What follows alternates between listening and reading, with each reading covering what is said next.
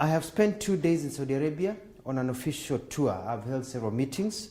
I have met senior Saudi government officials, including my counterpart, the Minister of Foreign Affairs, His Highness Faisal bin Farhan Al Saud.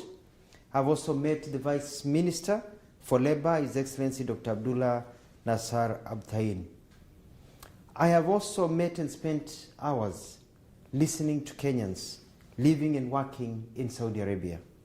I've also met babies of Kenyan mothers. My meetings with the Kingdom of Saudi Arabia and the Saudi Arabian government have centered on our bilateral issues based on our great relationship we have with the Kingdom of Saudi Arabia. We have agreed to work together as a team as we push our international agendas. We have requested the support of the Kingdom of Saudi Arabia as we tackle the drought situation facing our country due to the effects of climate change. With His Highness Faisal, we have agreed to enhance our trade and investment and expansion of our tourism sectors. This will create more employment opportunities and increase the amount of money in the pockets of our people. The Kingdom of Saudi Arabia views Kenya as one of its top partners, and likewise we view Saudi Arabia as one of our major partners. On the issue of immigrant labor, we have come up with concrete proposals that will make it easier and better for Kenyans to relate and work in Saudi Arabia where they are high in demand. We have held, engaged, discussed very comprehensively on these issues facing Kenyan workers in Saudi Arabia. Listening to the victims, the agents, Kenyan government officials and Saudi government officials, it is very clear to me that the problems that Kenyans are facing in Saudi Arabia actually do not start here, but start at home. The system is flawed and corrupt, and unless fixed, nothing will change. There is massive corruption in the way Kenyans are prepared to come to be domestic workers in Saudi Arabia. This is a major concern for all of us. This is a major concern for all of us, including the government of Saudi Arabia. We have to break the cartels and streamline the agencies, some of which are owned by prominent Kenyans. We have agreed to work on a modality to get Kenyan labor agencies to have offices here in Saudi Arabia so as to deal with issues concerning their clients, that is the Kenyans they bring here. We will, in collaboration with the Saudi government, flush out illegal agencies and blacklist agencies that do not perform as per the law. The rights of all workers, as enshrined by the laws of Saudi Arabia and Kenya, will be enforced. Kenyans will be protected, regardless of where they work. To this end, and as an immediate and short-term venture, we are issuing new procedures to be followed before we give clearance for Kenyans to travel as domestic workers to any country. Kenyan immigration officers will also not allow Kenyans to travel out of Kenya to Saudi Arabia as domestic workers without fulfilling the set requirements. This will start on Monday, 7th of November, 2022. We have set up a joint technical team of Kenya and Saudi government officials to fast-track labor issues. They start their work in 2 weeks' time on the 17th of this month. We have also dedicated an emergency hotline for Kenyans in Saudi Arabia to call when facing any difficulties. The emergency hotline number at the Kenyan Embassy will be given. It is +966 500 755 060. On receiving a call, we'll take prompt action, including but not limited to engaging the Saudi government for the assistance. The idea is to ensure every Kenyan lives well, gets medical care, and also is listened to and taken care of. I have requested for an amnesty to be granted to Kenyans who have fallen out of status and who are hiding illegally and who are unable to access media care so that their documents can be made legal and others given passage to go home. This will be part of the discussion that our teams will sit down and discuss.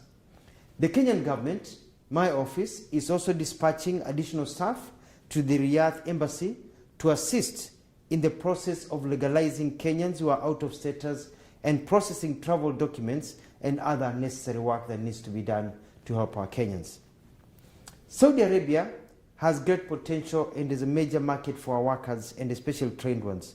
Kenyans here working, apart from the domestic ones, the other ones working in other areas, appear to be very happy. I've met many, they are happy, they are well paid, they're sitting pretty, and they're making a lot of money. So we just need to fix the domestic part, workers' part, and everything will be flawless. And as I've said, we have noticed that the problem is not necessarily here in Saudi Arabia only, but the major problem is back at home with the agents and all the ukora that continues when they get here. We have requested for an increase of quotas to allow Kenyans. We have many Kenyans who are graduates in hospitality, engineering, nurses, doctors, people in all fields, accounting, to be allowed to come to work here. And they have said they need Kenyan labor. So I'm asking Kenyans, be prepared. You'll be coming here as professionals to work here and make a lot of money so that you can also help yourselves and your families. I thank the Kenyans I've met. Kenyans, whether they be agents, Kenyans living here, professional work, Kenyans, domestic workers. I have listened to you. You've been very, very candid. My officials have been very candid. And I want to assure you that you have nothing to worry about. You have the hotline. Now you don't have to relate to just depend on social media. You don't have to depend on your families. You can get your help directly from the Kenyan government. The Saudi Arabian government has said that they are shocked by the reports that they have seen, and they are going to work hand in hand with us to ensure that the things that we see reported do not appear ever again. We have problems, yes, with the agents. We have problems also that face immigrants and diaspora when they go to different countries, but we can sort that out. And I'm glad the Saudi Arabian government is willing to help us be able to sort out all these problems that we are facing. I want to thank the Kingdom of Saudi Arabia for their candidates, for their candid and open bilateral discussions and their support. I thank them for according Kenyans this great opportunity to work, and I'm confident with the new engagement we will achieve much more. I'd like to repeat and say that we have agreed on many things. One, provisional medical care to Kenyans. Number two, ensuring that the laws of Saudi Arabia are followed, especially by the agents and also by people who are employers of our people. Number three, we're increasing the quota so that we can get nurses, doctors, engineers, journalists, people who have skills, plumbers who want to work here in Saudi Arabia and make a lot of money. We have also noticed that the problem is stuck towards domestic workers. The system is changing, and we have worked on an agreement so that now they'll be announcing soon part of their program so that if you come to work for somebody and you want to move somewhere else, you can be able to shift. We've worked and talked about people, Kenyans, keeping their passports, and the law says they should keep their passports. The problem are the agencies, and we are going to fix that.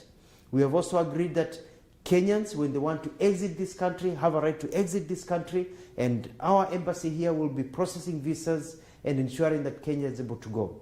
Kenyans who have children, we've come up with a formula of being able to get children to also get permits to be able to leave the country so that people can be able to come home. In other words, it has been a wonderful visit. We've sorted out a lot of things. I've had numerous meetings with Kenyans, and I can tell them you now have a government that listens to you, you have a government that cares, and you have nothing to worry about. I'll be on top of things, and we are going to get permanent solutions to our challenges. Saudi Arabia, the nation, the Kingdom of Saudi Arabia, they're our friends. They care about us. They want to invest more in Kenya. They want more Kenyans working here. And they are also shocked by the stories that Kenyans have been telling. And we've narrowed down, especially our officers here. We've narrowed down, we know what the problem is, and I'm going to deal with it with my colleagues in cabinet to ensure it never happens again.